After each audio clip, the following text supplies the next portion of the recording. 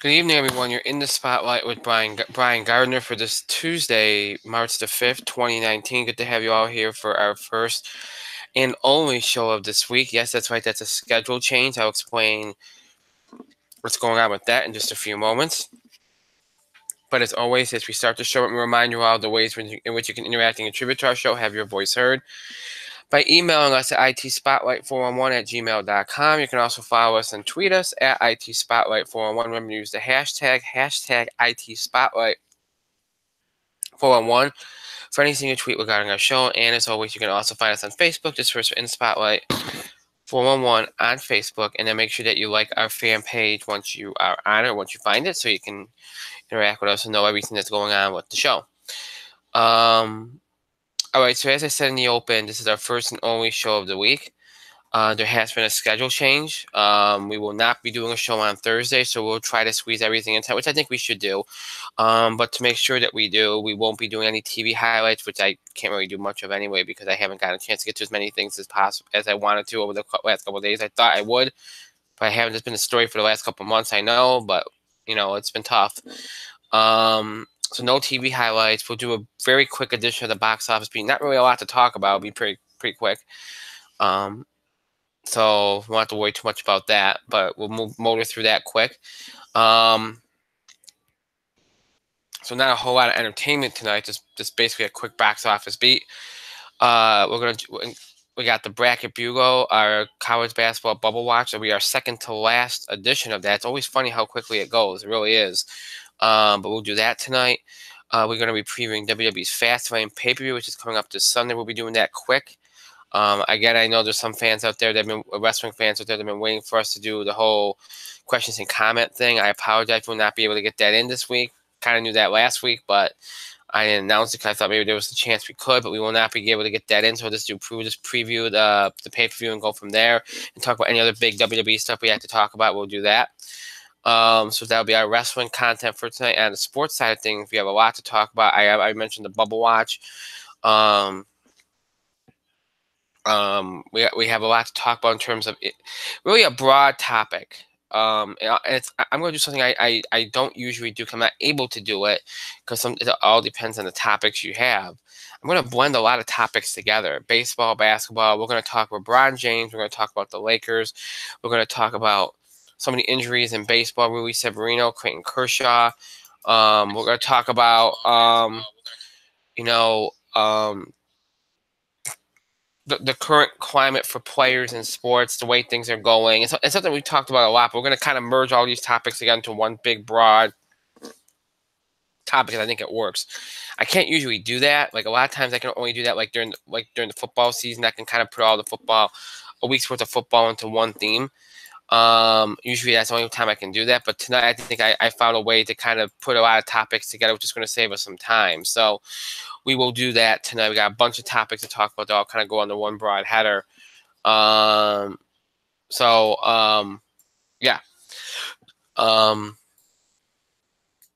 we got a very, very, very full show tonight, again, because we will not be on the air Thursday, and this was going to be our only week with 2 shows for the entire month of March.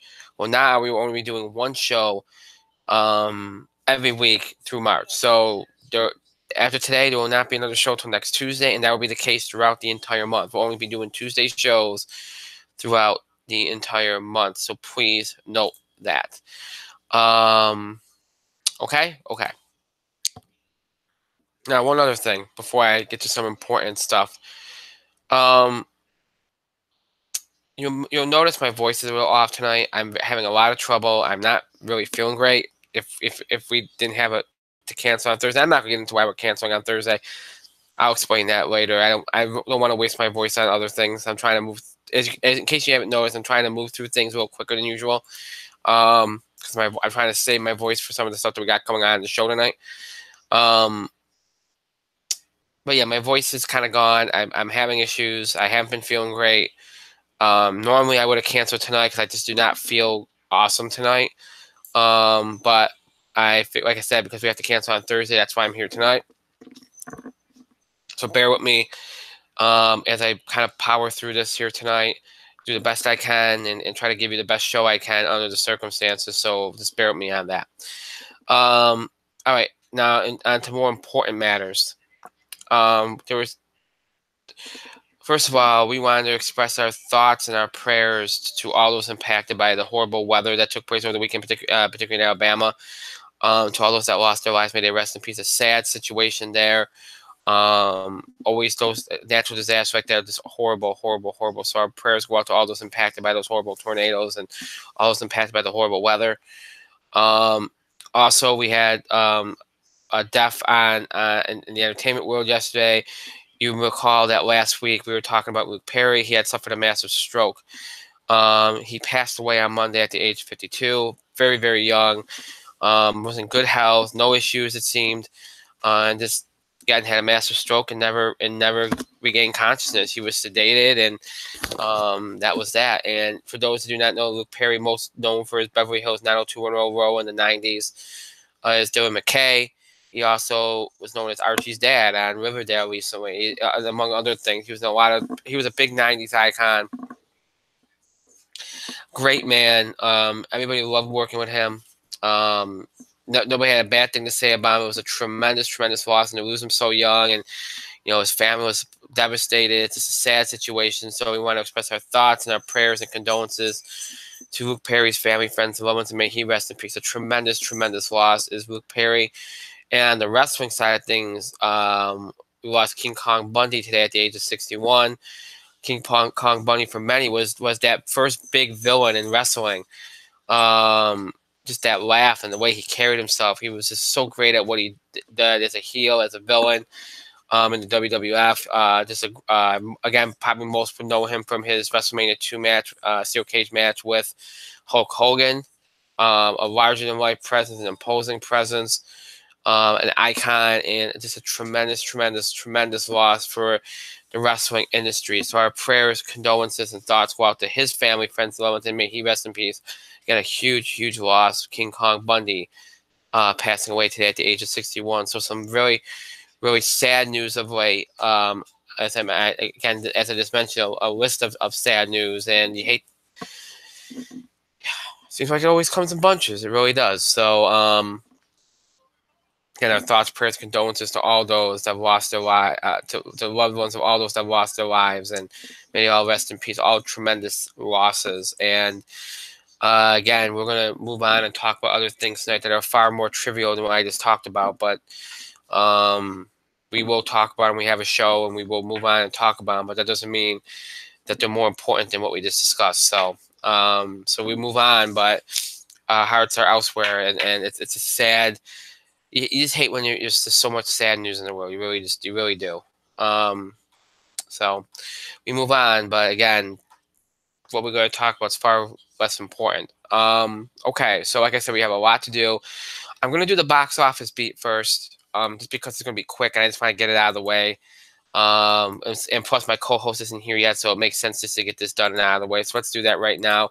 We'll jump into entertainment first and do the box office. And let's look back at last weekend, which ended up being not so bad. The box office can thank How to Train Your Dragon for that. It held up very, very well. And again, that was kind of, just like they were hoping for the leg move, but it didn't do as well as they hoped. The box office was really hoping that How to Train Your Dragon could hold serve until Captain Marvel came out, and it did.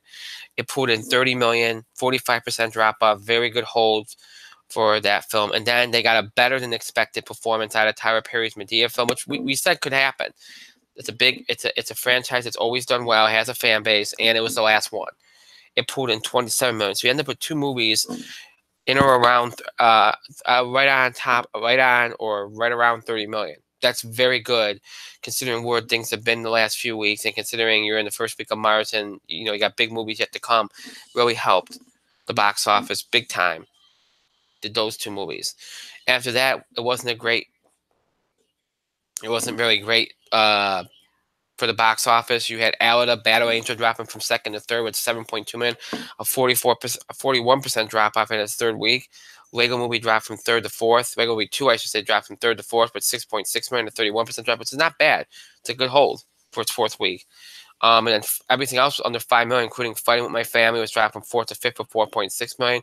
The second big release from last weekend, Greta, only pulled in 4.4 million. We said it could be a flop. It was. Chloe Moretz got to pick her projects better. That's all I will say. Also of note last week was the film Power 11 that was primarily being shown in IMAX. Shown in IMAX, it pulled in 1.6 million, now up to 1.8 million. So that's not bad for G-rated IMAX release. Coming in 15. It's not bad. Not bad at all.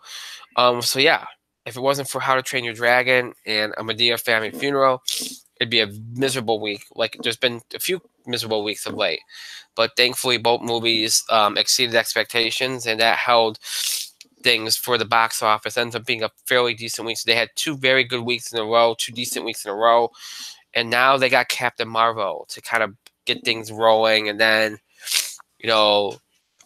some big movies at the end of the month in Dumbo and Jordan Peele's latest film, and hopefully that will help the box office kind of hold serve until the end of April, when things get started with Avengers Endgame. So all in all, a much better than expected week at the box office that really helps get the spring box office season off to a decent start. After a miserable winter outside of Glass, and Lego Movie didn't flop, but it didn't do as great as it should have. Outside of those two movies and How to Train Your Dragon at the end, it was a miserable winter. It really was for the box office. Outside the holiday movie season, obviously. So yeah, now you flip the script to this weekend. And Captain Marvel, which is the lone big release this weekend. And Captain Marvel, a action-adventure film from Disney Marvel, opening over 4,200 theaters, 4,200 theaters. Starring Brie Larson, Samuel L. Jackson, Ben Mendelsohn, Lee Pace, Clark Gregg, and Jude Law. Obviously, this is the Marvel version of Wonder Woman. This is supposed to be the next big character for Marvel that's going to be kind of leading the next wave of movies. It's been very much anticipated for a very long time, especially in light of Wonder Woman. Great cast. Clearly a 90s type film based on the genre, the era it's set in. High expectations here. It's a Marvel movie. National Women's Day. It's opening in March. It's a build up to Avengers Endgame. So a lot here. There's already talk that it's going to exceed expectations. With some people thinking it could get above 150 million for an opening. Before, it was looking at about 100 to 120. It's already above 150 for many people. It's outpacing some of the early box office, pre-sales for Black Panther and Aquaman. So there's a feeling that this movie, which many people thought could make around $700 million, can now make about $1 billion. And I'm not surprised, because I thought Captain Marvel from the beginning could make $1 billion. So, there have been some middle-of-the-road reviews, but I don't think that's going to really hurt. If you look back at some of the early Marvel movies, like the Captain America First Avenger, Thor, the first Thor movie, they had middle-of-the-road reviews, all right? Either way, it's a Marvel movie. Probably, on Rotten Tomatoes, will be certified fresh. It'll get decent enough critical scores where it doesn't get panned or anything. But it might not be as critically regarded as some of the more recent films that have come out, where it seems like every Marvel film that came out was highly critically regarded. So either way, I expect a big weekend from this movie. I think it's definitely going to get over $150 million for this weekend. Given the fact that outside of How to Train Your Dragon and Lego Movie, there really hasn't been a big blockbuster this year since the holidays. And those movies were skewed more towards kids. This is more open to others as well. So, yeah, and plus, I expect a lot of the women demographic to come out in full force to support this movie. So yeah, I think it's gonna be a phenomenon of a different type. What Black Panther did for African Americans is probably gonna try to do for women within Marvel. You're gonna say, well, wait, what, didn't Wonder Woman do that? Well, Wonder Woman did it, but this is kind of like the next level. It's Marvel doing it. So, I think Marvel is trying to push the agenda of female empowerment a little bit further than Wonder Woman did. So Yeah, I'm gonna go with Captain Marvel. I'm gonna say it's gonna go around 165, 170 million for its opening weekend. Could do a little bit better than that. I don't think it'll do worse than that. So clearly, that's gonna be the #1 movie this weekend. In second place, we have to go according to what happened last weekend, obviously.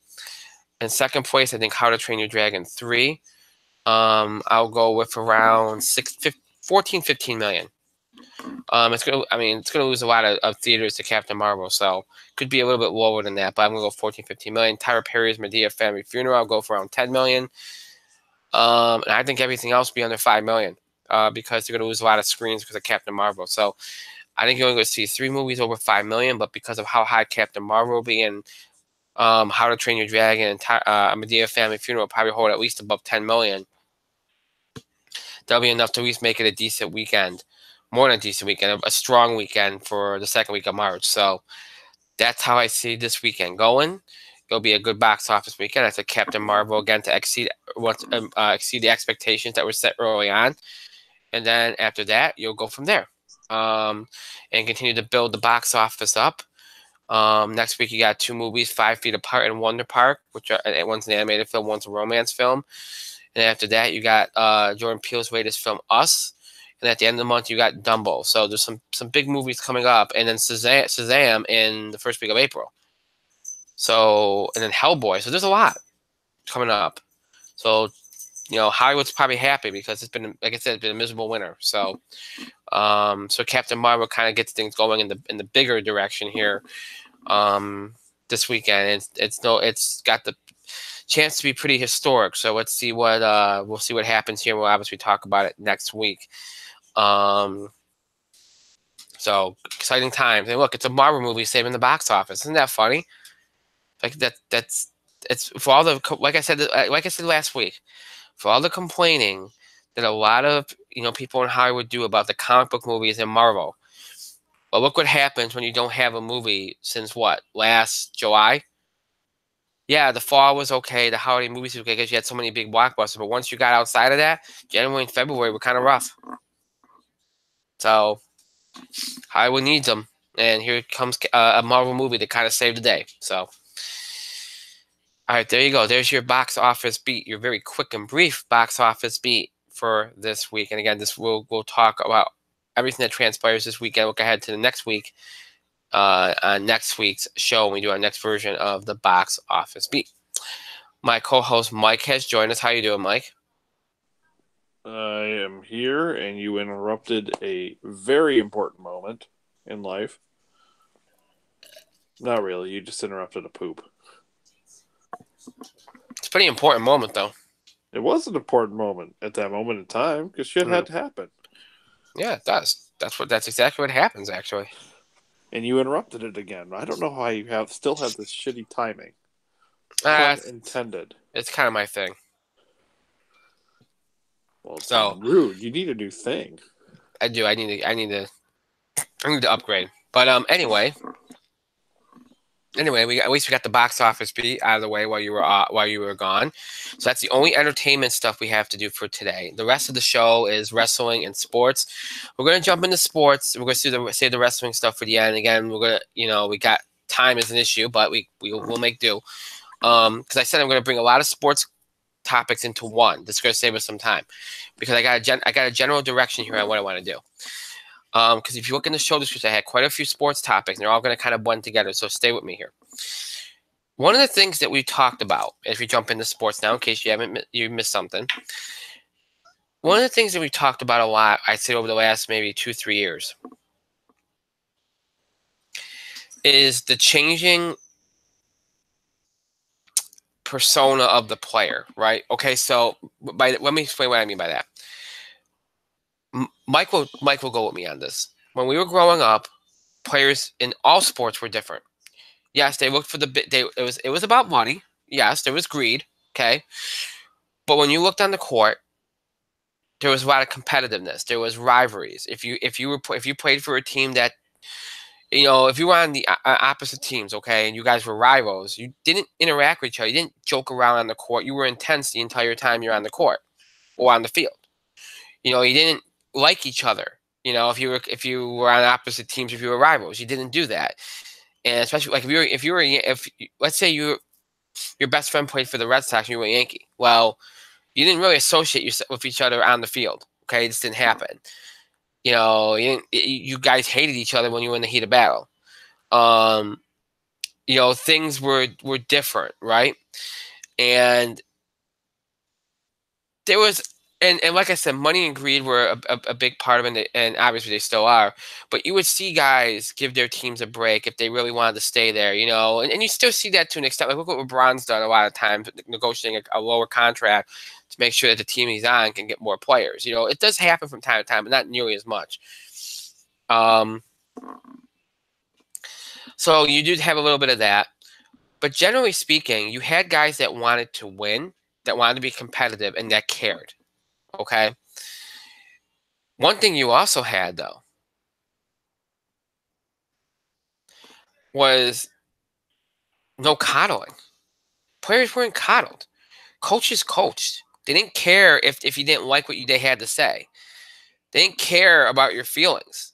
Well, they did, but it's hey, it's a job. This is your job, right? This is what you're supposed to be doing. Follow my lead here. And same thing with GMs. If a GM traded you, traded you. They didn't look out for your best.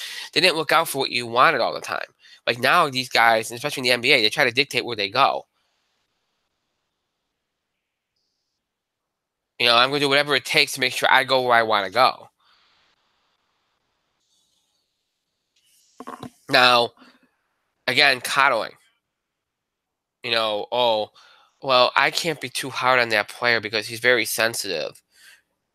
So we can't criticize him, whether it's publicly or privately. We have to be careful how we talk to him. Oh, what's that? Players are getting injured. Oh, well, we gotta rest them more. Or we gotta watch how many games they play in a row, how many innings they pitch, or you know, I could go on and on. Okay, the athlete in professional sports is so different. Is treated so different now. It is so different now than even 10 years ago.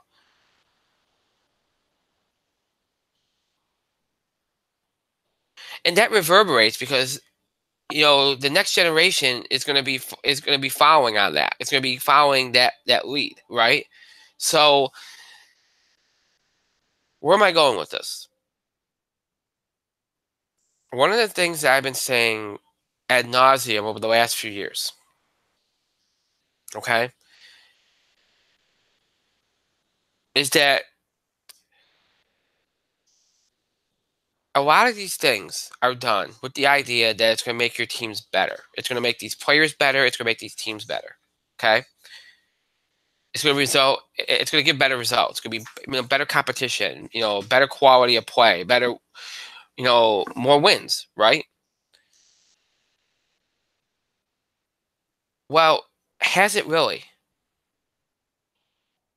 Let's jump to let's look at baseball for a second, particularly pitchers. Hasn't there been just as many injuries as when you didn't watch their innings or use the bullpen more and lessen the innings on starters, or pay attention to what they throw and when they throw it? Is like take a look at what's happened this spring training. Clayton Kershaw having major issues. Who knows where that's going to go? Now today, Luis Severino, after signing an extension with the New York Yankees, has shoulder inflammation. The man hasn't pitched. He threw a bullpen, and he has shoulder inflammation.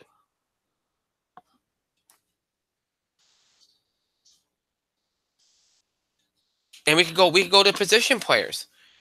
Oh, well, they can't play 162 games. Oh, we gotta watch. Oh, we can pull guys out seventh inning. Oh, we have to have bench players. We gotta go deep. And baseball players are still getting hurt just as much. Basketball players, if we jump to basketball, are getting hurt just as much.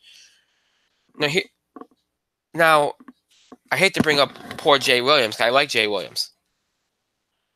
But all Jay Williams has said in the last month is how guys should shut themselves down and not play. 2 weeks ago, he said that Zion Williamson, we commented on this. should sit out the rest of the season.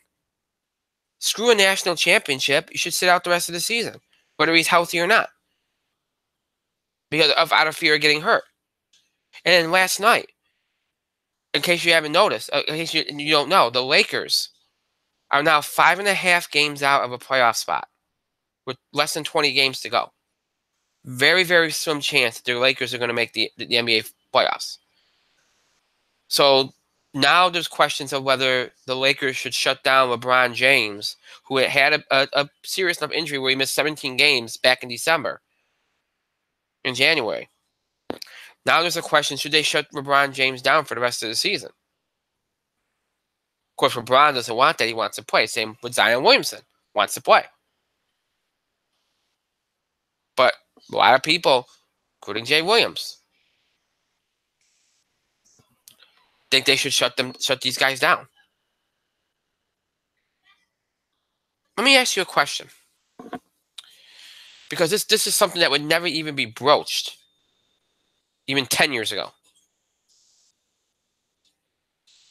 You can get hurt walking outside your house. You can get hurt in your house. You got players that get hurt in practice. You got players that just take a false step walking to class.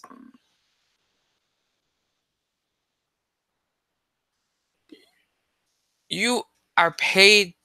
If you're a professional athlete, that's your job. Yeah, there might be days you just can't play. You're incapable of playing. It's better for you to sit. But if you're healthy, if you just got the typical aches and pains that come with playing a long season in professional sports, then you have a responsibility to play. And you should have a desire to play. And if you don't have that desire, then get the hell out of the sport. Because, yes, I understand that it's a business and these guys are businessmen. And it's really, truly, in a lot of ways, it's about the money. It should be about money and winning. It should be about both. But I know, above all else, it seems like it's about the money now. But you know what? Even if it's about just money for you, it doesn't reflect great on you if you sit. It hurts your brand. It hurts your legacy. It hurts the way you're perceived.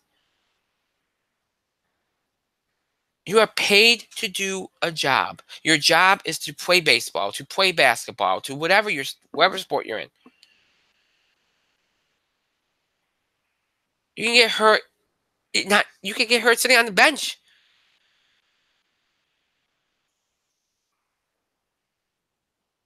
I mean, where are we going with this? You can't play guys back-to-back days. Got to watch how many innings a guy pitched. Can't. Oh well. Oh, you had an injury scare. Oh, better shut it down for the rest of the season. Screw winning a championship. Screw the fact that you're not mathematically eliminated. And even if you are, screw how it looks, or helping to improve your teammates, or whatever. Trying to win as many games as you can, whether it matters to the standings or not.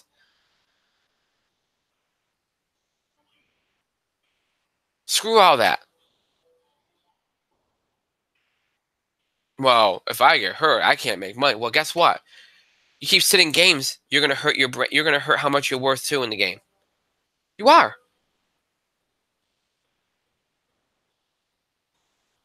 So it does nothing to sit.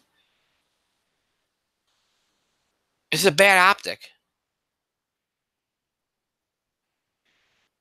This has got to stop across the board.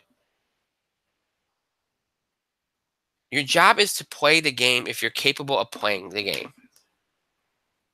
And as far as all the things that are done to basically wrap players in bubble wrap to make sure that we don't overstrenuate them, give me a frickin' break. It's not helping. These guys are still getting hurt. Whether it's in baseball or basketball, the innings limits, the resting, all of it, it doesn't help. I mean, if they got an injury and you're trying to kind of get them through the season, that's a little bit different. But if it's a typical aches and pains and your shoulders will, no, that doesn't count. Sorry, it doesn't count. And it doesn't help. I mean, there are people paying to see these games. You gotta remember that too.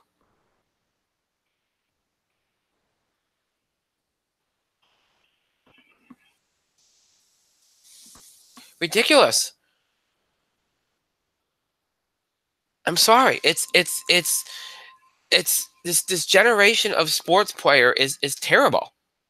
And I don't even blame the player themselves. I blame the people around them, the coaches, the agents. They're the ones that are cultivating this. The organizations, ownership, GMs, they're all cultivating this culture.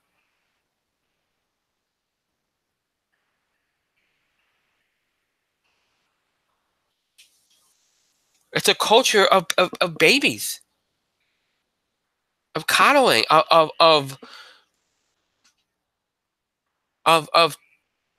playing it safe and what is it improving? What is it doing? What is it accomplishing? Because I don't see it. I don't see it making anything better. I don't see it preventing injuries. I don't see it making the games better. I see the opposite.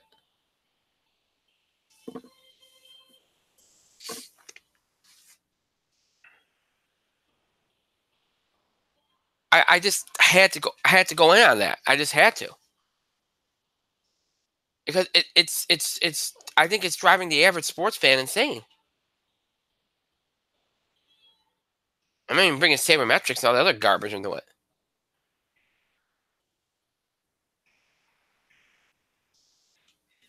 Speaking of the things I mentioned, I don't know about Kershaw, but as far as Severino goes, shoulder inflammation. He shut down for 2 weeks. He won't make opening day, but the hope they apparently think they're optimistic. Um, LeBron, LeBron's going to play.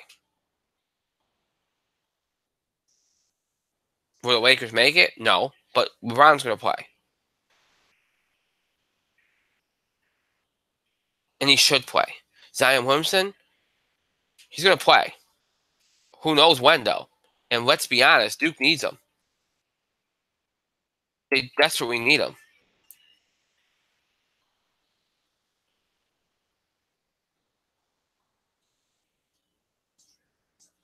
because they barely beat Wake Forest tonight.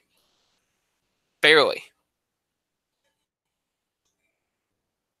And if Duke had lost that game tonight, I'm just gonna say this right now. If Duke had lost this game tonight, unless they ran the table and won the ACC tournament, there's no way they would have gotten a 1 seed. No way. So Duke needed that. And look, we'll talk about Duke in a minute during the bubble watch, but without Zion, I don't even know if they're top 20. I really don't. It's unbelievable how it's just unbelievable.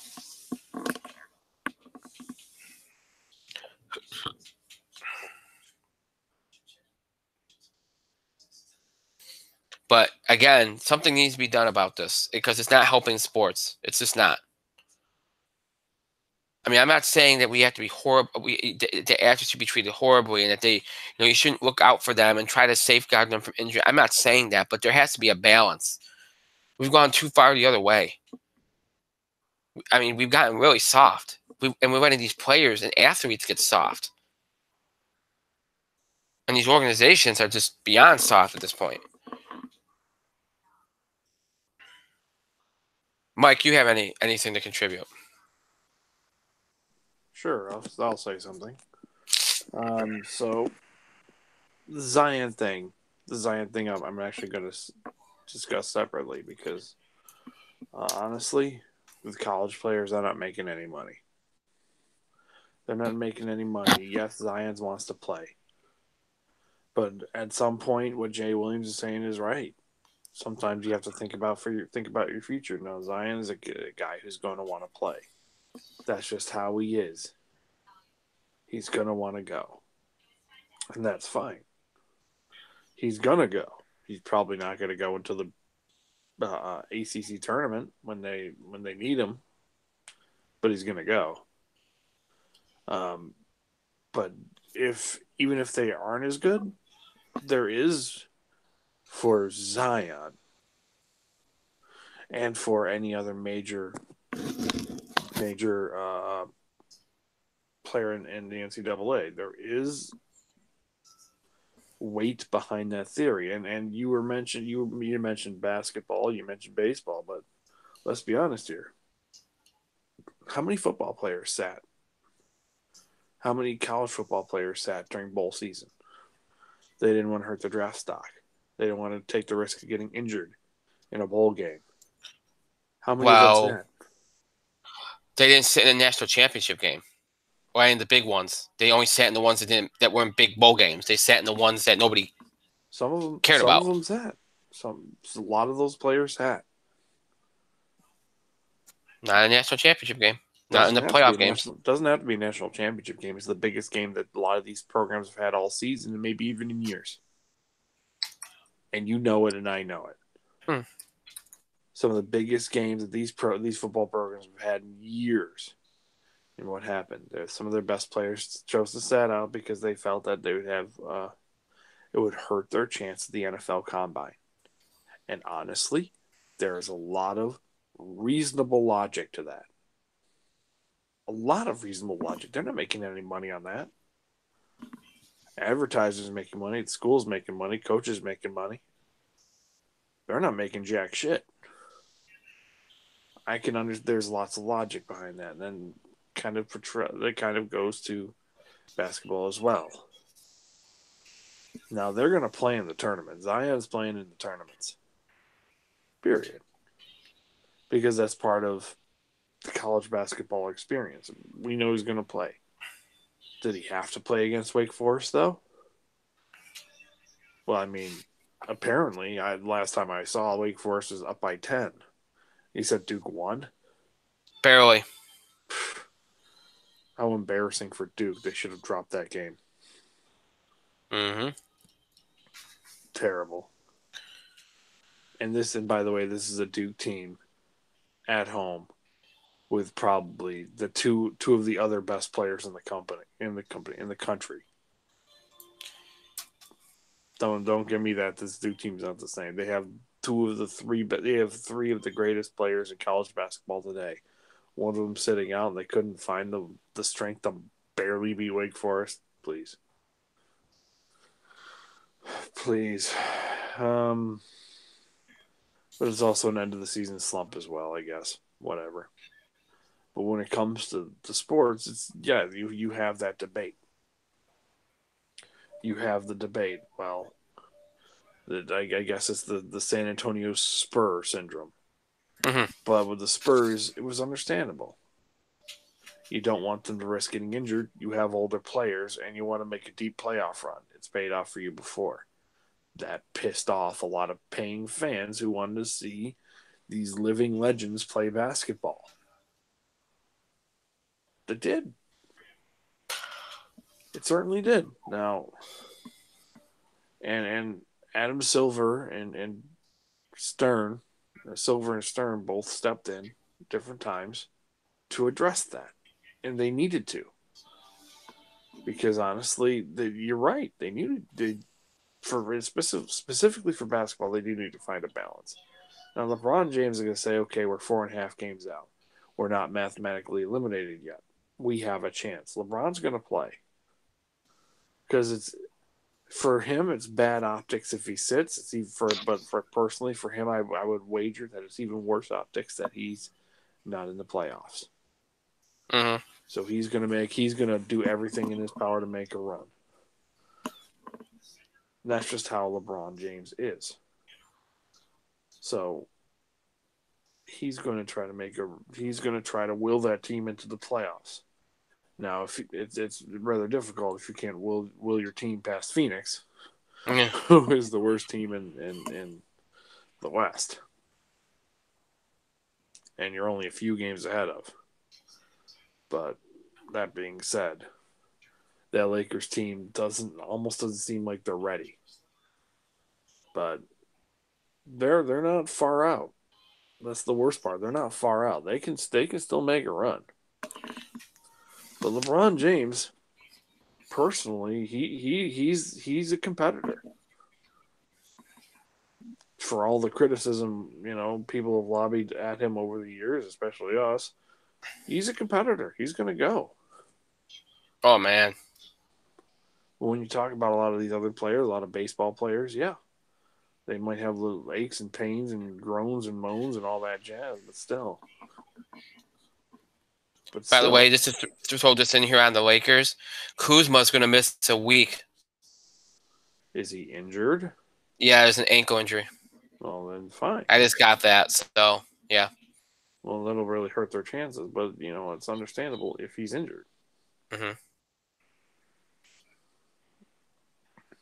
He's going to come back. But yeah, you're right. A lot of these players, you can get injured just walking down the street. You can get injured in your house. You get injured sneezing. You get injured burping. You can strain your back taking a shit. Hmm. Our bodies are our temple. They can be fragile at times. Even if you are an athlete, all it takes is a crack in the sidewalk, and that's 3 games you're down. But I don't want to harp on it. But if you're just, I know I've played 17 games in a row. I just don't want to do it today. Well, okay, take a game off. But you're not going to shut yourself down for a week, a month, because in the end, everybody gets a bonus for winning a championship. And you want to say you won a championship. You want to say you're being the best, but sports are still a competition. Yes, many of today's athletes have gone a little bit soft. That is undeniable. And it could be a little bit that we know more now. That you don't have to push yourself at the brink of destruction. We know that, well, you can get more time on your body, out of your body, out of your ability, out of your talent, if you take precautionary measures. There is a lot of facts in that. There's a lot of weight in that you can be better for a longer period of time if you take precautions at that moment. But on the other hand, you got to win. Doesn't matter if you're playing until you're 50. If you ain't winning, what's the point? You can have the biggest contract in the world, but if you're not generating championships, then all you're generating is revenue. Also important, but if you're playing sports, you want to win the big one. Mm. That's just how it is. So yes, they do need to find a balance. Players, it's understandable they want to protect themselves and their main tool, which is their bodies and their talents and their abilities to use for a long period of time. That is totally understandable. But on the other hand, you have a responsibility to that team. You have a responsibility to your fans. You have a responsibility to yourself to go out and try and win as much as you can. If you're injured, you're injured. Nobody's going to hold that injury against you. But if you can go, go. But especially if you're being paid for it, if you're being paid handsomely for it, Mm. you have that responsibility. You are being paid a ransomer sum to be displaying those abilities every night. You should play if it is within your power. But that doesn't mean you can't take precautions. But when it comes to college, yeah, there's a lot of validity in sitting out and kind of um, missing some time at the end of the year, especially if you know you're going high in the draft. A lot of validity in that. I don't blame Zion for sitting out. Mm. Left for us, I don't blame him for sitting out. He's going to be back for the ICC tournament. What are you talking about? He's coming back soon. Well, listen. Here's my thing. Okay, this goes back to the whole idea that what. Maybe again, some people would argue the biggest thing is they want to go right to the NBA. Let them go to the NBA End of discussion. because then you won't have this problem. And then you have people in college that want to that want to play and want to stay and want to get better and to work their way towards being a great potential great player. Not guys that already think they are and just going through the motions. And just to back, because I wasn't I was going to bring this up and I didn't put in the show description, but Kyrie Irving. If you talk about soft, okay, we talked a couple weeks ago about Kevin Durant and how Kevin Durant didn't like the media coming at him about, remember before the trade deadline, about how, well, I don't want to talk about where I'm going to go or the Knicks or anything like that. Oh, I just want to play basketball. Well, Kyrie Irving did that same thing the other day. I don't know, for those of you that do not know, but, obviously I mentioned for a number of months that Kyrie Irving was pretty much a foregone conclusion to stay in Boston after what he had announced prior to the season to a bunch of season ticket holders at an event, that he would stay as long as they'd have him. Well, that has since changed. The Celtics are probably not going to be the 5 seed in the East. They have regressed. Things have fallen apart. Gordon Hayward doesn't look like the same player. The team looks like they hate each other. I think they've lost like 5 of 6 or something like that. They're just struggling. And there's been questions about Brad Stevens. And Kyrie Irving has, clearly been frustrated. And apparently, this was leaked out to the press. I think, who knows if it was Bron's side or whose side it was that leaked it. Kyrie Irving called LeBron James, okay, and said he understands now what he was going through in Cleveland and why he felt the way he did. So basically, it's Kyrie Irving saying, you were right, I was wrong. And now, clearly, Kyrie Irving is not like playing with who we play, which is kind of funny because without Kyrie Irving, without Gordon Hayward, that Celtics team made it to the Eastern Conference Finals and almost the NBA Finals last year without him. And now Kyrie Irving, I think it wasn't last night, it was the night before, does what Kevin Durant did, goes to the press, doesn't like the fact they're asking where he's going to go, what he's going to do. I just want to play basketball. I don't want to talk about this stuff. I don't want to do this. I don't want to talk to, like, basically I don't want to talk to the media. I don't want to do this stuff. That's soft. I'm sorry. That's part of your job. And here's the thing. If you're smart enough, if you want to shut it down, you know what you say? I'm not going to address my future right now. We're going to do that at the end of the season. Right now, I'm with the Boston Celtics. I'm going to play out the games. We'll talk about this at the end of the season. That's all you have to say. Instead, you have to make a scene about it, be a whiner about it, and prove that you don't have the mental capacity to handle being a professional. And some people like to make it out to be like, well, these guys, these are the guys that jumped 1 year or 2 year in college and jumped. We've had players that didn't even go to college that know how to handle the media better than Kevin Durant and Kyrie Irving have proven. Kobe Bryant wasn't always the greatest media guy, but he handled it better than that. He knew that they were going to come talk to him. And he didn't go to college.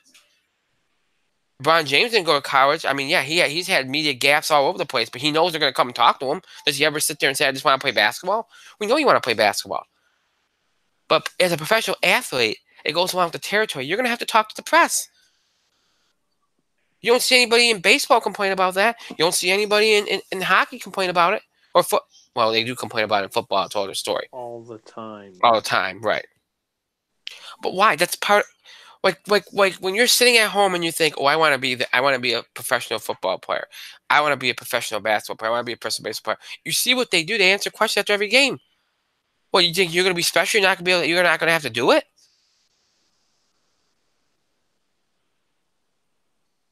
Soft.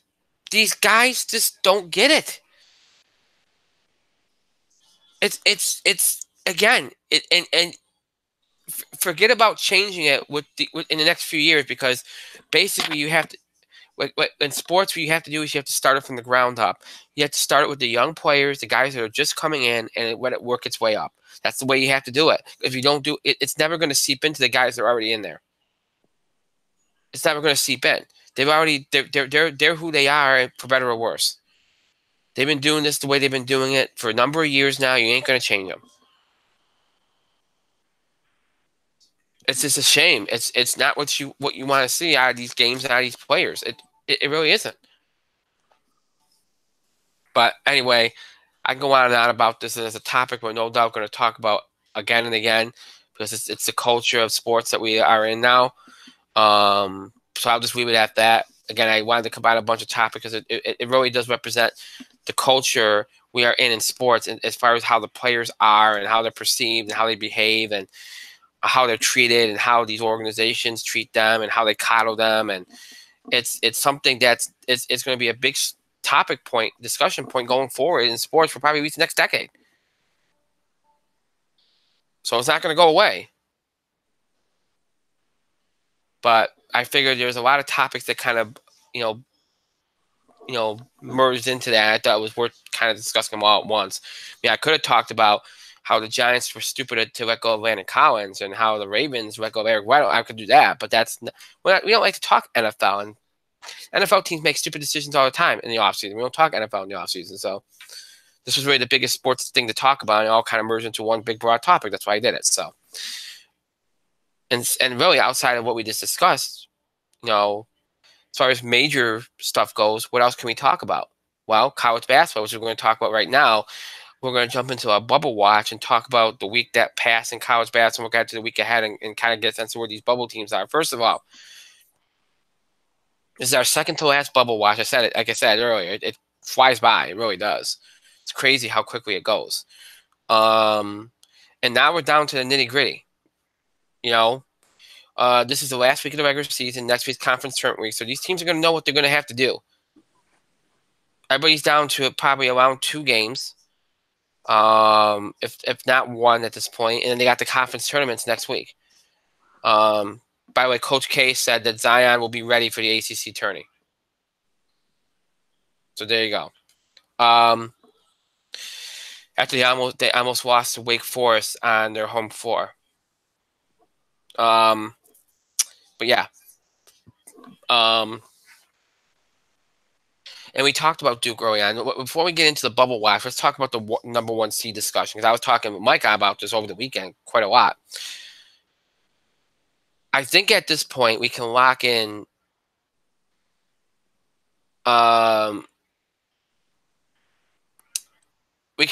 probably 2 teams for a 1 seed at this point. Say Gonzaga, I don't want to say it, but they're gonna, even though they don't deserve one. I think Virginia is gonna get it because they're gonna win out this week. They're probably gonna get to at least the semifinal of the ACC tournament. I think, given how they're regarded, Virginia's probably done enough to be a 1 seed based on how everybody else has played. Duke will probably get one because with Zion next week, they're going to roll through things. So Duke will probably get one. That 4th number 1 is the key. Kentucky and Tennessee, I still think one of those teams will get it. But Tennessee beat Kentucky. Kentucky beat Tennessee. If they meet in the SEC championship game, I think the winner of that game will get the final 1 seed.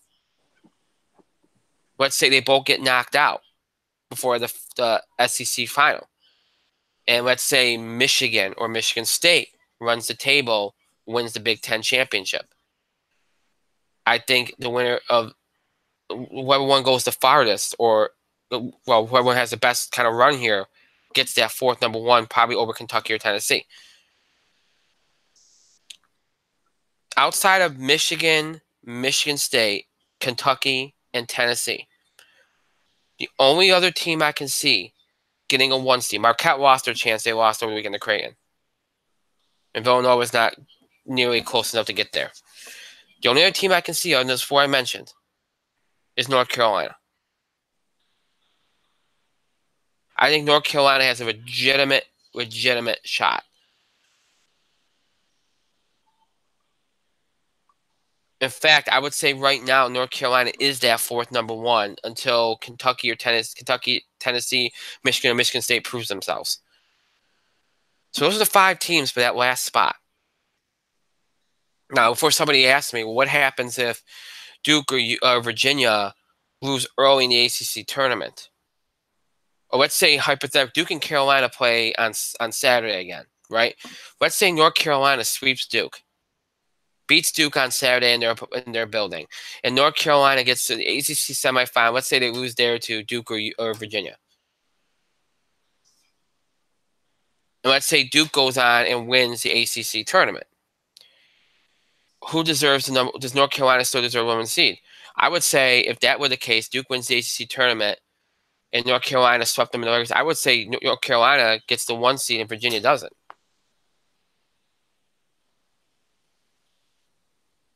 But here's the thing: Duke swept Virginia. You can't put Virginia over Duke. I'm sorry, you can't. Not when they swept them. And if North Carolina sweeps Duke, you can't put Duke over North Carolina. Can't. I'm sorry. I don't care if they had Zion or not. Can't.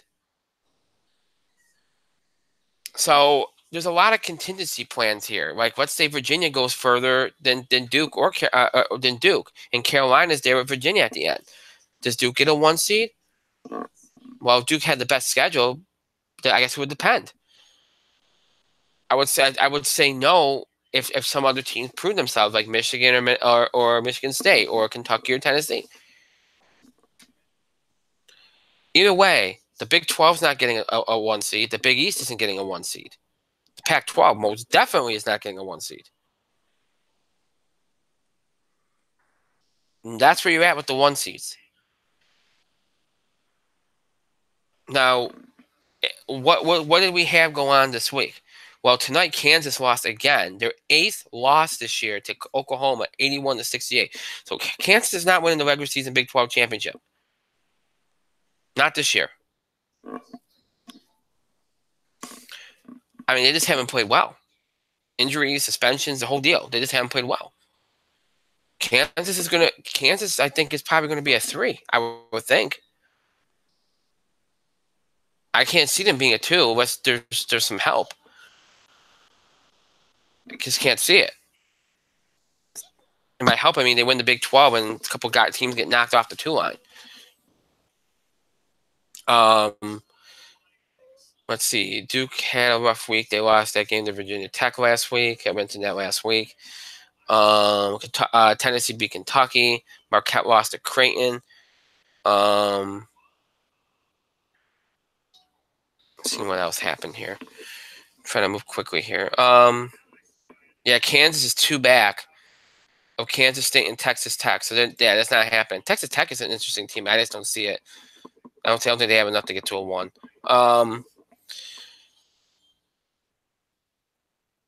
But yeah, let's see. Anything else of note over the last week? I'm trying to think. I mean, Wake Forest almost put off a big one tonight, but it didn't happen.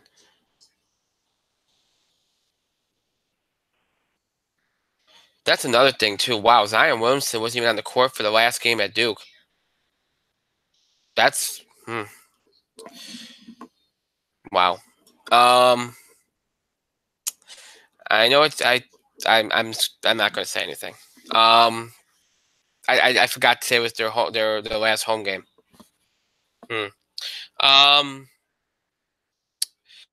Let's see. Anything else of note?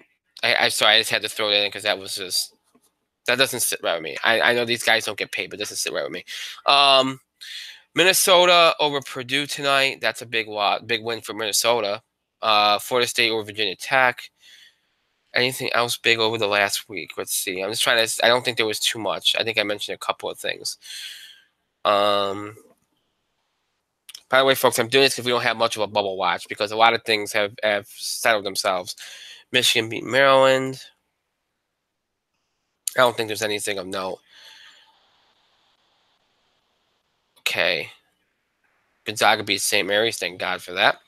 We're going to talk about St. Mary's in a bubble. Indiana beat Michigan State, but they're not in the bubble. UCF beat Houston, which probably gets them in. Utah State beat Nevada, which helps their cause for sure. LSU beat Alabama. Purdue beat Ohio State. Caleb Wesson, by the way, Ohio State's best player, has been suspended, so that might hurt them, affect them. Kansas State beat Baylor. Florida State beat NC State. Rutgers beat Iowa. That's not important. Okay, so let's see here. All right, so that's a couple of the big wins and losses over this past week. Now let's see. Let's jump to the Bubble Watch. Again, you can follow on ESPN.com or any other Bubble Watch article that you like to read or follow along with. All right, so again, we'll go by conference here, and really, we don't have a lot to talk about here. So, again, this week and next week, we're just kind of down to the nitty gritty here, as that those teams that are still left, kind of hanging around. I think most of these teams that have been on the bubble the last few weeks have done their work, for better or worse. ACC, Virginia, Duke, Carolina, Louisville, Florida State, Virginia Tech, and Syracuse all locks. That should be in. Syracuse is in. You're left with NC State and Clemson. I still think NC State's in. I just think it's a little bit more tenuous because they haven't done anything. They haven't done anything to help their cause. They have a couple of games this week that are easy wins. Georgia Tech, Boston College. So that'll probably do. Given the way this tournament is, the bubble is this year, I think NC State will get in. So I'm not really that worried about. Clemson, I think, is the only other team from the ACC in consideration.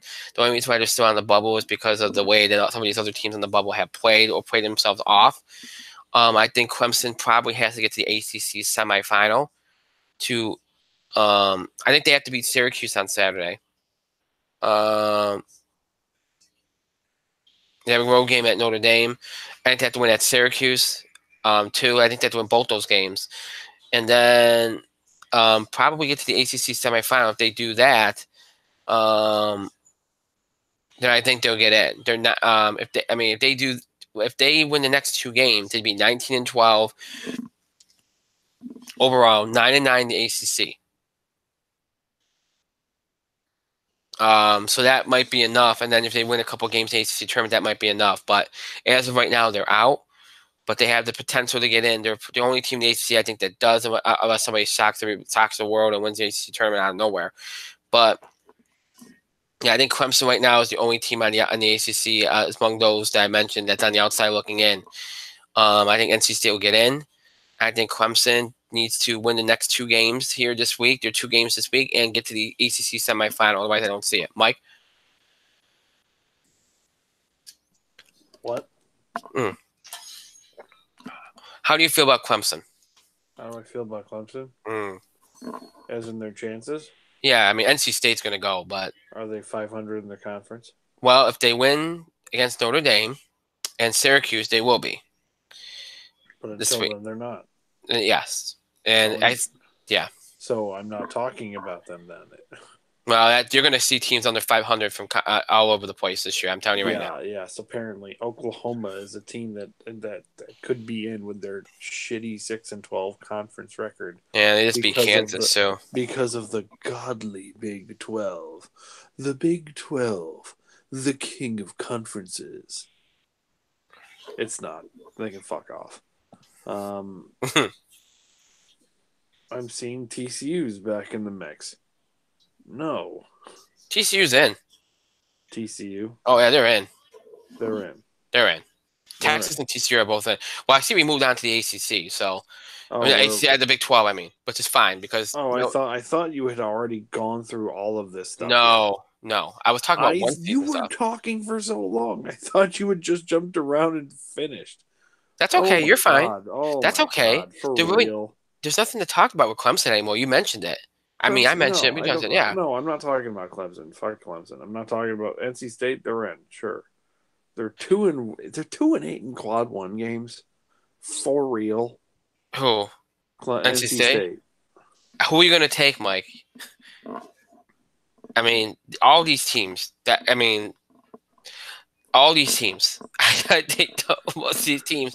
I mean, now somebody. I know you got to take 65 teams, and 32 of those teams settle that before you even get to that point. You see why Syracuse had such a cakewalk this year? I mean, Syracuse had a cakewalk this year. That's why they don't have to sweat. Jesus. Syracuse played Duke, Carolina, and Virginia back to back to back. Well, there was one game in there. I think it was Wake. I don't remember. Yeah, it was Wake. It was Wake. Yeah. They came up 1-4. They gave away the games at Duke and Carolina. They just got their ass handed to them by Virginia. They had the lead at half too. Against Virginia? Yeah. Oh, they did? Yeah, they just played a bad second half. Okay, so then I take back my previous statement. They gave away 3 games against top 5 opponents. So Syracuse better decide to start playing some goddamn offense at some point in the second half and games in the future. Because honestly, especially against Carolina, Carolina gave them every chance to take the game. Carolina gave it to them. And Syracuse is like, we just can't find the bottom of the basket. Herp derp. But that's the story of the college basketball season. If you're not gonna score some damn points in the second half, you ain't winning the ball game. And I feel like that's the case, judging by what I see here for all of these shitty teams. Yes, let's go to the Big 12. I don't want to say Oklahoma, TCU is in. Because here's the deal: TCU is 6-12 in conference. Hmm. Let's go there. They're 6-12 in conference. If you are the committee, do you want to set that precedent? Mm-hmm. They're not even 500. That is 25%. 6-12 in the Big 12. 6-12. Mm-hmm. They're 6-11 now, and they get a road game at Texas. They drop that game. They're 6-12. They need to win their tournament. I don't care if you've beaten Kansas. Everybody in the Big 12 has beaten Kansas this year. It is unheard of traditionally, but Kansas is everybody's quality win this year in conference. Everybody's. Even Kansas State beat Kansas. Do you know how little that happens? Mm-hmm. Do you know how little that happens? Kansas State usually shits the bed against Kansas every time. And do you know what, Brian? They tried to shit the bed against Kansas this year. And Kansas is like, no, Kansas State. No. You're going to get the win this time. It's your turn. So Kansas didn't just shit the bed. They diarrhea the bed. It ran like no Depends could save Kansas in the game against Kansas fucking State. Oh, Texas is probably in. It's embarrassing, but they're probably in. Oklahoma, they're 6-10. They're 6-10. They have wins over Wofford and Florida, And now Kansas. and now Kansas. But as we previously established, that Kansas win doesn't mean jack shit because everybody else has that win too. Oklahoma's an NIT team. TCU is a CBI team. I don't want to talk about them. If you can't even get to 8-9 in your conference, and I don't care how great they think fucking the Big 12 is. Spoilers, it's trash this year. It's trash. It's trash every year. But it's better than the SEC traditionally, but not this year. There is nothing in the Big 12 worth talking about. Yeah. Texas is in. Kansas, despite being everybody's fucking quality win, Kansas is in because Here, they usually get wins. here, Texas yeah. Tech, Iowa State, Kansas State, Baylor. They're all in. Here's the funny part. Texas is 16-14. And they're Yeah. ranked. And they're ranked. And they're ranked. But you look at who they beat. North Carolina, Purdue. You know, they got some of the best wins of anybody in the Big 12. Outside Sure. and inside the conference. That's why they're going to get in. They beat TCU tonight, by the way. Oh, good. So you know what? TCU is now 6-12 in the conference. Oh no, I'm sorry. Scratch that. They are not ranked. I'm looking at the NCAA women. They did not beat TCU. I'm sorry. Sorry, I looked at the wrong thing. My bad. You Correct should. myself. You know what? You should be bad. By the way, the Texas women probably have a better in conference record than Texas. They do. By the way, the TCU women probably have a better in-conference record than TCU men. I think they do too. Well, it's not hard when you're 6 and goddamn 11 in the conference. What's in the I'm not talking about TCU anymore. Until they can't even get look. They are in a position where they can't even get into 500 in their conference, and that's even if they win their conference tournament.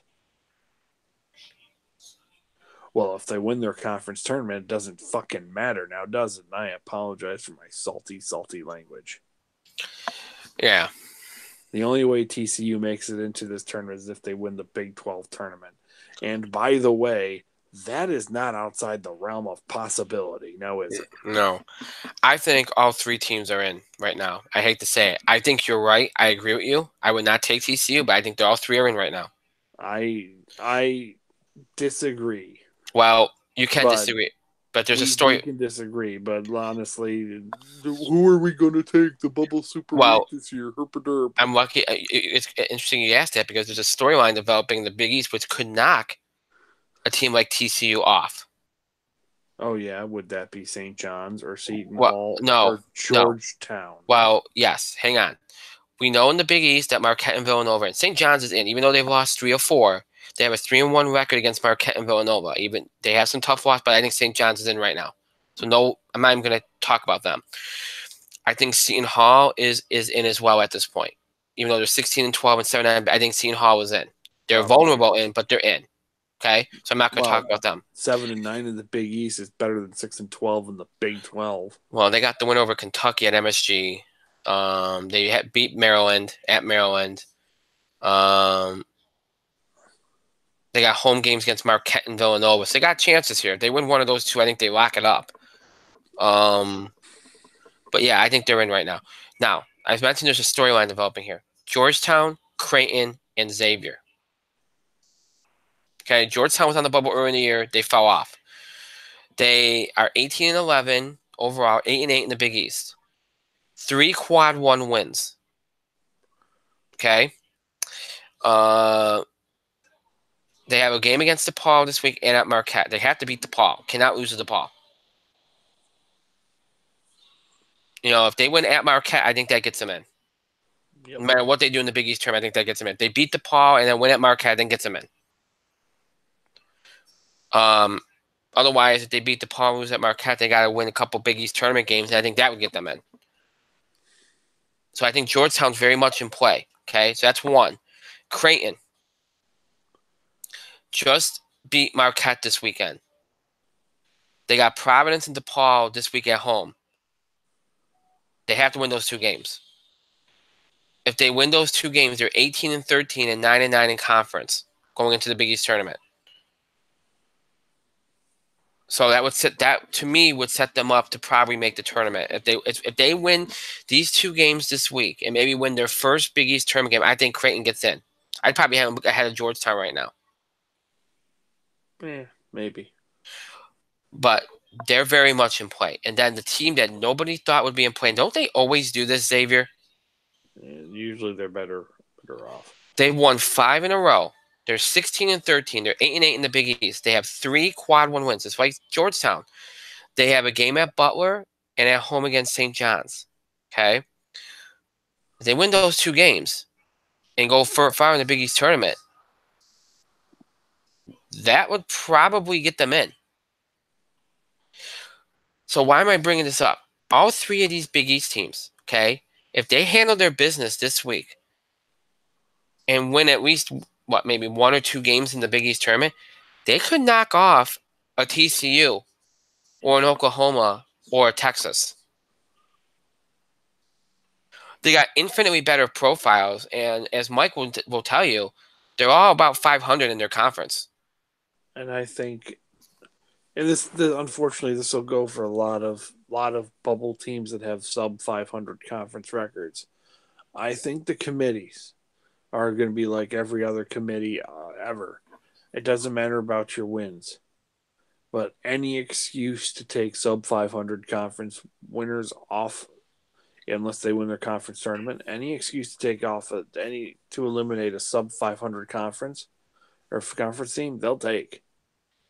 They will Well, go for. well, if you got these three teams sitting here, let's take those three Big 12 teams against these three Big East teams. Which one looks better optically? Well, teams that are certainly 8-8 because they've done the work. But they also have better wins. True. I mean, you look at, Xavier and Georgetown both had 3 quad 1 wins. It's true. Yeah, you look at the Big 12 teams, you look at, TCU, who are they beating? A sweep over Iowa State, who's always overrated. Oklahoma beat Kansas, but Kansas hasn't been anything this year. Texas, the only one that has a case is Texas. They beat North Carolina and Purdue. Texas is the only one that holds up. If you think about it. So, yeah. Just based on profile, if these three teams handle their business this week and do some damage next week, I think you take all three over those Big 12 teams. I would have no reservations about it. Plus, it's a better conference. Watch both. I've watched both. It's not even close. But yeah. Well, a little bit more decisive is the Big Ten. Michigan State, Michigan, Purdue, Wisconsin, Maryland, and Iowa are all in. I think Minnesota got in tonight. Just gonna be honest, I think they did. Who did they play tonight? They played Maryland tonight. Oh no, Purdue, was it Purdue or Maryland? Hang on, let me check. I can't remember which one it was. I saw the score earlier. I think I even referenced it. Hang on. Trying to see. Hang on. It's just moving really slow tonight. Let's see. I thought it was Maryland, but I'm probably wrong about that. They beat Purdue tonight. So that's a good win. That gets them to 9-10 in the Big Ten. So they have another game this week against Maryland. Now, if they win that and they're 10-10 in the Big Ten, they just beat Purdue and Maryland the same week. That would definitely get them in. So, I think they're in right now. I think one thing that's gonna help them, okay, is going to be the fact that if Ohio State, without Caleb Weston, Ohio State suspended Caleb Weston, okay?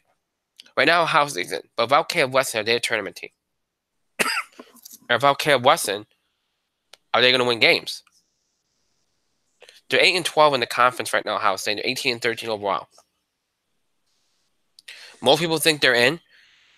But I'm going to tell you, if they don't, let's say they don't win a game this week. Let's say they get knocked out early in the Big Ten tournament. You can't take them. I'm sorry, you can't. Not over Minnesota. Minnesota would get in. I'd leave Ohio State at home. That's the way I would play it. I think right now Ohio State's in, and Minnesota is last 4 in. But if Ohio State don't win a single game here, they're out. Minnesota goes. That's just the way it goes to me. And Indiana, they beat Michigan State. So what? Talk to me when they get to the semifinals of the Big Ten. Then I'll talk to you about Indiana. Mike? I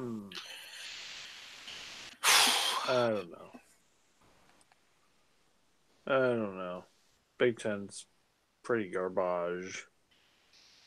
I just reloaded the page. Son of a gun. I don't know why Iowa's on this list. Iowa's in. Yeah, they're in. I don't know why Iowa's even here. Oklahoma, let's see, Ohio State. Yeah, they're probably in. Same reason why Syracuse should be in, which I don't understand at this point. Yeah, they're in. Screw it. Minnesota, Indiana. Well, Indiana beat Michigan State twice. They swept the Hoosiers. But, again, you're still sub 500 in your conference. They need a lot of help. They need a lot of help. they can do themselves a lot of favor if they go into the Big Ten tournament and actually do some damage and knock off some teams. Semifinal. And even then, it's maybe Mm, you've done enough. Minnesota probably needs to do something similar. I think. Well, Ohio State losing, it's spending their best player might help them out, It would definitely help them out. but But yeah, that's all yeah. I have to say. Big Ten, I think it's overrated. Pac-12 is an easier fix. We know one team's going to go. It's going to be Washington. Arizona State's the only team that has anything on the board. Although I'll tell you, Arizona State looks better in comparison to some of these other teams we just mentioned. Yeah, but you know what's terrible? I'm reading the issue here is that they have losses to all four teams in all four quadrants. Which is So they have interesting. two quad four defeats. Princeton and Washington State qualify as quad four defeats. Yes. So basically, what you're looking at with Arizona State is that they have to do well this week, and they have to go far in the Pac-12 tournament.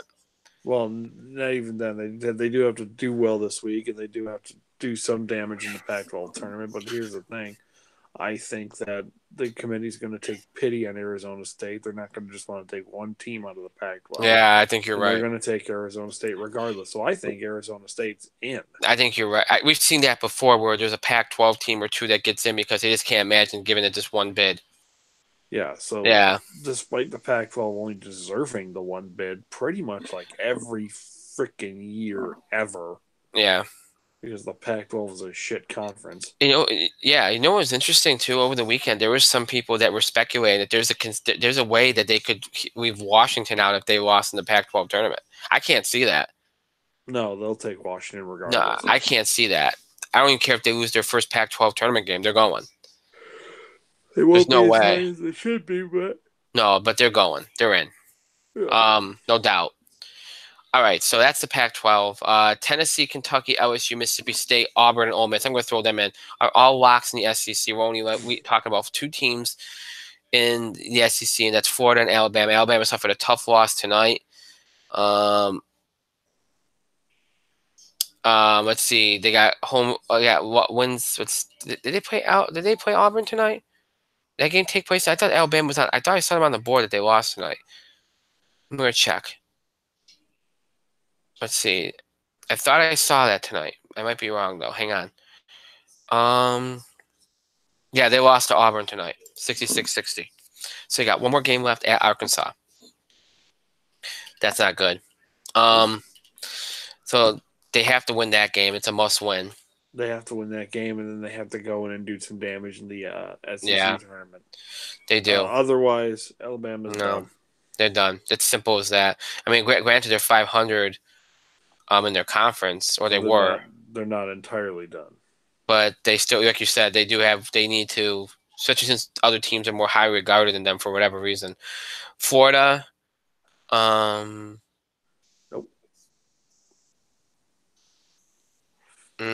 No, they got to go far in the SEC tournament. I don't even know why they're ahead of Alabama. Because they're Florida. Yeah, they gotta do some damage here. This is not good enough. I'm looking at their wins and losses. I'm not even looking at the paragraph description.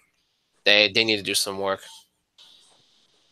Not Florida and Alabama. I think are in pretty much the same boat. I think they both have to look at this as we need to get to the SEC semifinal if we can, because even if let's say they don't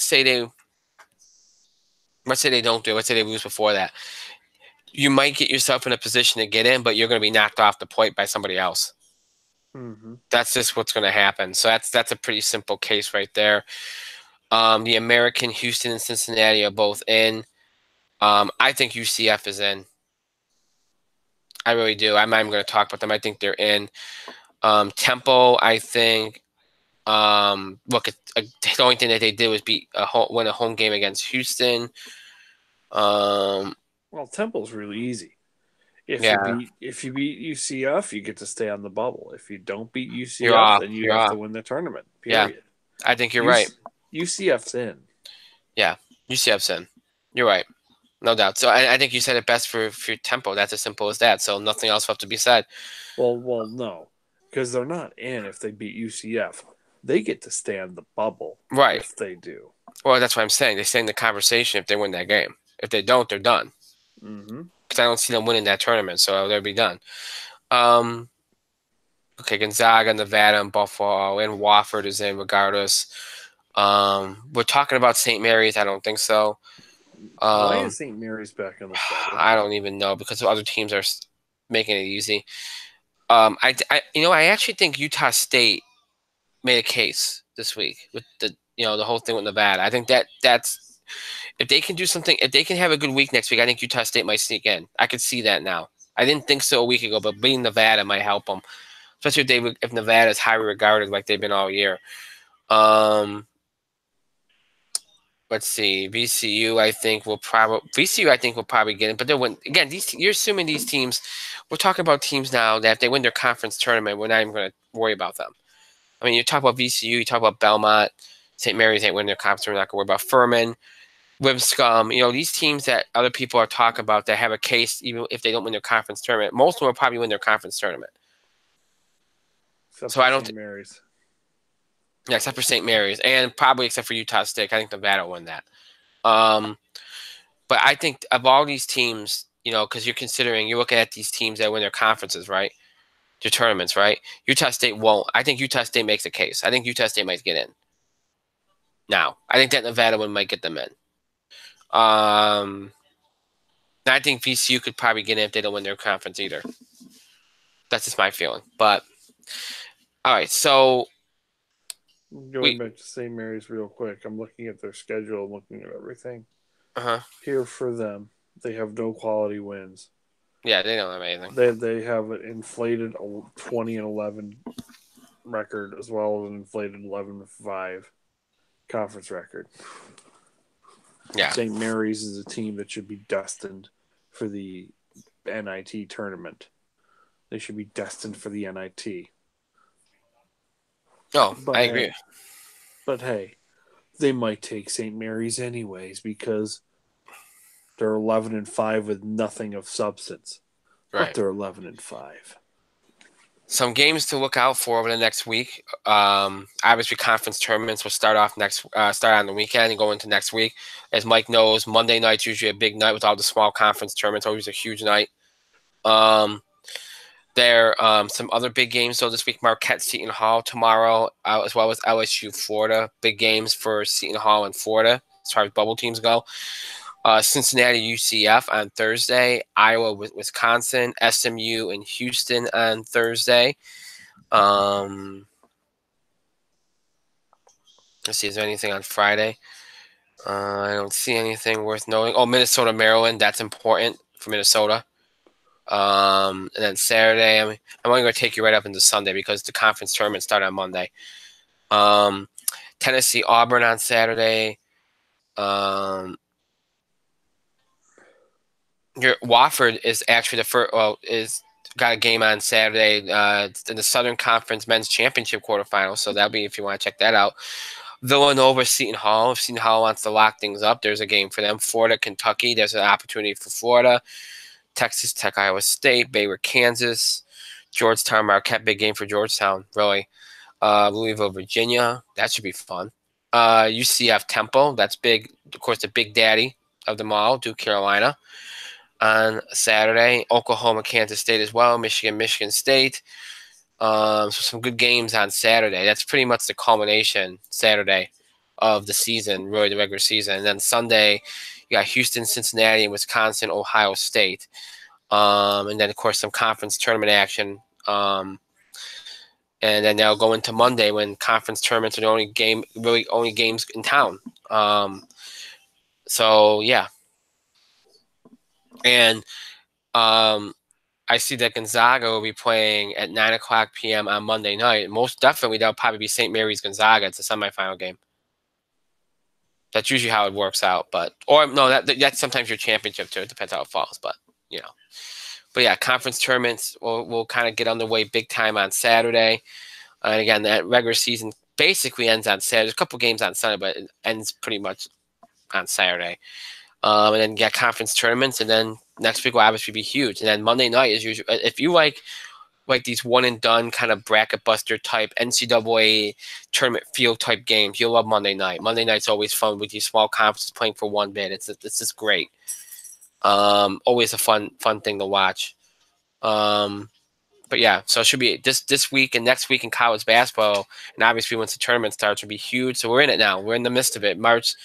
This is kind of like the prologue to March Madness now. So it's getting close. So it's gonna be a good time. By the way, if you're wondering when's the last time Kansas was mathematically eliminated for winning the Big 12 regular season title, because they were mathematically eliminated today, it was February 28th of 2004. Been a long time. So, and it took the whole Big 12 going down to epic lows for that to happen. Just pointing that out. So this will be a big week in college basketball as well next week. Obviously, next week we'll have our last edition of the Bubble Watch. Again, it kind of flies by, but we'll have our last edition of the Bubble Watch next week. And then after that, we'll be talking some tournament stuff. It'll be fun. We'll be doing predictions and all that cool March Madness stuff. So we look forward to that. We've done a lot of sports. We've done entertainment. We got one thing left to do, and that's wrestling. We'll kind of throw some of the Raw and SmackDown stuff in as we look at Fastlane. We're going to kind of go quick because there ain't a lot to talk about. As Mike will tell you, this is mostly a filler pay-per-view, although WWE's trying to kind of stack the card. We had a couple of matches added tonight. We have a kickoff match now. Rey Mysterio will now face Andrade on the kickoff show. Why is that a kickoff match? Because they don't have a cruiserweight title match. Ugh, but that's still, come on. I know. Oh my god. Oh my god. That's gonna be the best, one of the best kickoff matches you've ever seen. Jeez. Do they need them to fill like a 2-hour kickoff show? Because I'm sure they can do that. Maybe. Huh. Anyway, that is your kickoff show. It'll obviously be a tremendous match. I would imagine that Rey's gonna win. I think Andrade's won a lot of those matches, right? Andrade's won all the matches. Yeah, I think Rey's going to win this one. He has to win one eventually. And it's a pre-show match, so you figure you want the face to go over. So I think Rey will win it. Mike? Yeah. Pretty easy. Pretty easy one to call. Yeah. All right, so that's the kickoff match. I don't think there's going to be any other kickoff match. I think that one's going to take up a lot of the time. So now let's go to the main card. We don't have a lot of matches here, so this shouldn't take too long. And then we'll kind of just throw some things in the midst of all of this. Let's see, looking at Fastlane, I can't seem to get the card up here. Oh, here it is. Okay, I got it now. I just got the kickoff match. Okay, here it is. All right. Let's do this match first here.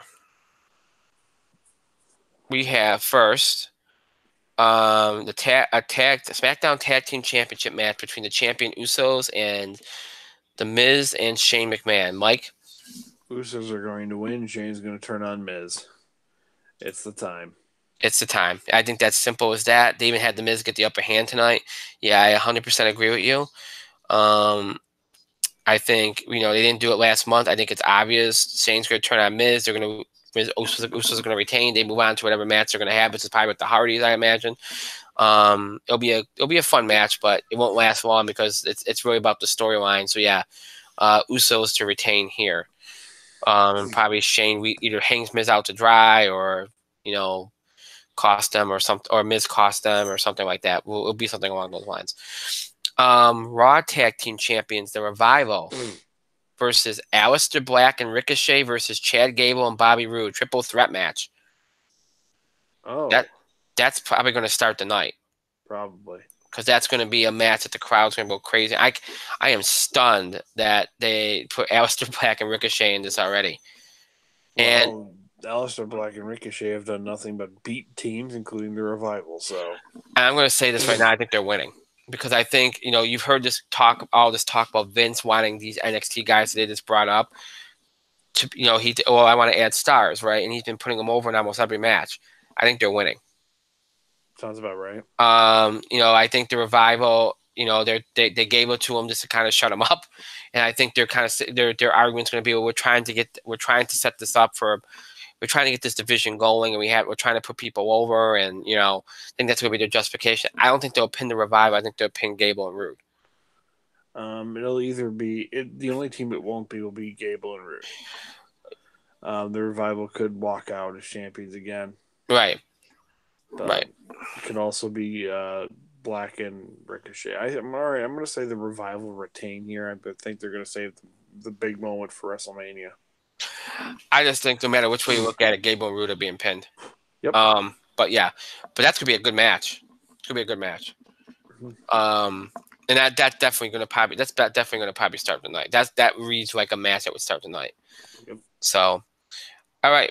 Next up, we have SmackDown Women's Champion Asuka versus Mandy Rose in a match that I'm sure Mike is very worried about right now. Asuka's gonna murder Mandy Rose. Well, I wasn't saying worried about the result. I was saying worried about her health. Yeah.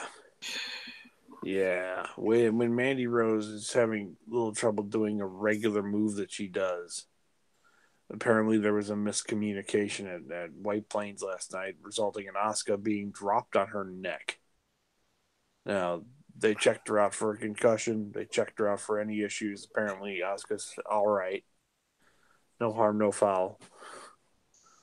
But Mandy Rose is going to get the shit beat out of her for about 5 minutes, and then she's going to tap out. If that match goes any longer than 15 minutes, which it won't, I will be shocked. I agree with you. I think it's going to be It's you know what? Nothing against Mandy. She's not ready for that moment right now. But that's how you make stars. You put them in bigger stars. But unfortunately for Mandy, she is out of her depth. And what they should have done, I'm sorry for extending it here, they should have just gone with Sonya Deville. Well, I think you might get your wish. Well, it's not like they have anything else for Asuka to do right now. Because I think what's going to happen here is I think she is going to dominate Mandy Rose, and I think Sonya Deville is going to come in, and it's going to be a no contest, and they're going to set up a triple threat at WrestleMania. So I think it's going to happen. I don't think it'll be Mandy. I think Mandy's just going to lose. But it's either that or that. But I still think Asuka's going to retain either way. It ain't going to be that long of a match. Nope. Especially in light of what happened. So, all right, we got Women's Tag Team Champion Sasha Banks and Bayley versus Nia Jax and Tamina. This one's an interesting match. I could see them giving it to Nia Jax and Tamina just to kind of hot shot it and then have them get it back at Mania. I could see it. I don't think they will because I think that I've heard some things about maybe giving the match to the Iconics or giving it to an NXT team or having a multi-team match at Mania. So because of that, I don't think they'll give it to Nia Jax and Tamina, but it's possible. I'll go a decent amount of time, but I think I'm going to go with Sasha Banks and Bayley retaining. It wouldn't surprise me if they did it. Mike? I'm going to go with Sasha Banks and Bayley retaining here. I think they're going to want to give them at least one retention here. Kind of establish a team. I also heard they might want to go with, ironically, Rose and Deville at Mania as well. So. Oh, yeah, that could work, yeah. So, and I know that both Sasha and Bayley want Deville and Rose at Mania. Yeah. So, I think you'll probably get a multi-team scenario at Mania, and that's where I think Deville and Rose are going to end up. Right. But yeah, walking into Mania as champions will be Bayley and Sasha. Next up, we have The Shield versus Baron Corbin, Drew McIntyre, and Bobby Lashley. Mike? Shield goes over here. This is an easy match. Good God. I'm not as look. I think this is confusing me because I've heard it's one of the things that's been talked about today. Is there's a lot of speculation that Dean Ambrose is staying. Mm-hmm. But then there's also reports, including from Dave Meltzer, that he's not and that he's still leaving. If he's leaving, there's apparently Vince has talked. They did toy with the audience yesterday on Raw by having Roman call Seth. Everybody thought he was going to try to take Seth's spot in the match, right? Mm-hmm. He didn't. He said, Seth, you go get Brock Lesnar. I'm only interested in the Shield. Apparently, they're still talking about doing Roman Reigns versus Dean Ambrose at WrestleMania. That was the original plan. if they do that, that means Dean Ambrose is going to turn on Roman Reigns, and if they do that, they might do that during this match, and that might cost Shield the match. And if they want to give somebody like Drew McIntyre or Bobby Lashley a pin and something credible, they could do that. But I don't know if I see that here because this is the last match the Shield's going to have. Do you want that to be the lasting memory? So that's why I'm going to go with Shield. But if Dean Ambrose is Roman Reigns' WrestleMania match, then I could see Dean Ambrose costing the Shield here. That's just that's the only way I can see them losing. I'm going to go with the Shield. It'll be a fun match. By the way, I do think they'll add Elias versus Braun Strowman to the card. Yeah, that sounds about right. This is a random thing because those two guys were thought about. There was thought about putting them in this match, and they're not. So I just imagine that they get added to the card. If that's the case, Braun's going to win. Let's just put it that way. All right, next up we have Charlotte Flair versus Becky Lynch. If Becky wins, she gets added to the Raw Women's title match at WrestleMania. Wow, the Rumble winner has to do this. I don't understand. Yeah, look, I don't. Any excuse to do Charlotte Becky again, I'm all for. They have great matches. It's great. Okay, I didn't think they were going to do this match, but they're doing it. You know, I kind of like the idea of the whole. You know, they were running with the idea that Ronda vacated the title. I actually kind of like that angle. I wish they would have kept it. Then I would have understood doing this because obviously it would have been predictable. Ronda would have freaking interrupted the match, and that would have led to the triple threat. But I thought that was a more natural way of going about it. Anyway, we know what's going to happen here. Becky's going to win. And I guess it's a good thing since Becky did get tapped out to Asuka, give her a win before Mania. I guess it's a good thing. But they did not need to do this. This is getting absurd at this point. Let's just get to the damn match. The best thing they did last night was have Ronda turn. They needed to do that. It should have happened months ago. It was an awesome segment. It added a lot, but still, this match is unnecessary. But if it's going to happen, it's going to be a good match, and Becky's going to win, and we get our triple threat. Mike? Yeah. Becky's going to win. She's going to get the triple threat match. And then Becky's going to win again. Becky's going to win again. Hey, by the way, you know Becky won the Women's Royal Rumble, right? Yeah, that's what I'm saying. Totally useless. Totally meaningless. What's the point of that freaking match? You killed it immediately. If they weren't being so careful at Roman Reigns, you know they would do the same thing with Seth Rollins. So yep, it's like their go-to the last couple of years. Like have the Rumble winner defend their freaking win. Mm-hmm. Stupid. They killed the Women's Rumble. Took 2 years, but they got there because it's meaningless now. It's meaningless. Anyway, let's get to the main event because this will be the main event. I'd imagine. I don't think it'll be Charlotte and Becky. Well, let's not go that far. Well, it's true, I guess. But WWE Champion Daniel Bryan versus Kevin Owens. Mike? I think Kevin Owens wins this match, but he doesn't win the title. New Day interferes. Okay, I can see that. Here's what I think is going to happen. I think we're getting a fatal four-way at WrestleMania. I think you're right. Because they brought Ali in, and he was involved with Daniel Bryan tonight. I think it's one way to get all these guys on the card. I've even heard that they might. There's even talk that Sami Zayn might screw over Kevin Owens on Sunday. So there's a lot of potential. It could be a five-way match. Who knows? Is it just a way to get everybody on the card? But you have Ali, Owens, and Kofi, all of which they want to be around this title. So what better way to do that than to put them all in the same match? So, yes, Daniel Bryan will retain, or it could be, like Mike said, it could be one of those situations where Owens wins but doesn't win the title, or Owens gets screwed by somebody. Right. Alternatively, Owens could win the title. Or Owens could win the title. That's a potential. I don't see it, but I think that's possible. Yeah. I don't see it either, even though I am the biggest Kevin Owens homer ever. But it's a possibility. But I think it's a possibility that Sami Zayn screws him over. Also, as well. But either way, I think there's going to be some shenanigans and something there. Daniel Bryan's going to retain, but there's going to be some screw job finishes. But yeah, I think it came off abundantly clear tonight that there's probably going to be a multi-guy match. And it's not just going to be a triple threat. I think Mustafa leads in that match. Yeah. I think that. I mean, the only other possibility for Ali is he's going to go after Joe. True. Yeah, you got the Joe thing now, so that makes sense. Or alternatively, Joe might end up with Cena. I'd be all for that. I think we all would. I mean, I know they got the R-Truth thing. I can't see Cena facing R-Truth. That'd be such a waste. Yeah, for R-Truth. Yeah. But Cena versus Joe is a match that they've been talking about for a few years now. It'd be good. So it'd be something good for Joe. So, but yeah. So again, not much of a card, but we'll see how.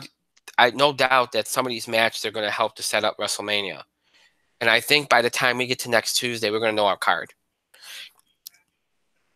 because they're going to want to get the word out about Cena and Undertaker's matches if they have one next week. Mm-hmm. We know Batista Triple H is a go. By the way, awesome promo by Triple H yesterday. Really, really good. So we got that match. We know is going to happen. I thought they might try to do something at Fastlane, but I think Triple H said he called Batista to come out to Raw Monday, so I think that's going to probably happen on Monday. Yep. So you'll get that. But yeah. So you'll know pretty much most of the card by next Tuesday, I imagine. It's starting to materialize, but now you kind of know what the U.S. title is. It's on Joe now. Great job, Joe's first main roster win for a bout tonight. I thought Raw had another good night last night. I thought it was really good. The Shield stuff was well played. Oh, by the way, we also can safely say that Lacey Evans will not be involved with Asuka. She's going to be shooting with Natalia. They set that up last night. Oh, good. So there's that.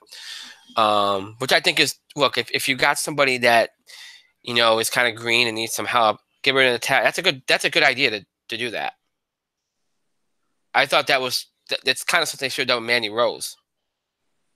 They did. They gave Mandy Rose that. Who they give it to? Actually, they gave it to Mickie James initially. Oh, well, okay. I guess you're okay. Well, still, they did a good. Giving Lacey Evans to Natalia is a good move. Agreed. So, yeah. But I thought Raw was good last night. I thought SmackDown, from what I saw, was very good tonight. So they got some good things going on. I think they've had a good couple weeks. So I think it shows that there's different people in creative. You got Bruce there now. Apparently Jason Jordan's been working on the creative team, which is interesting. But yeah, so I think they've had a good couple weeks here. Not that things are actually happening. Let's say if they have a good pay-per-view on Sunday and have some good momentum Monday and Tuesday, I think they'll be off and running. Mike, you have any more thoughts?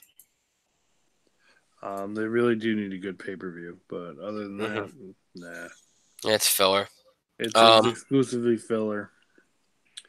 It's mostly to get that Becky match over. Yeah. Well, we'll see.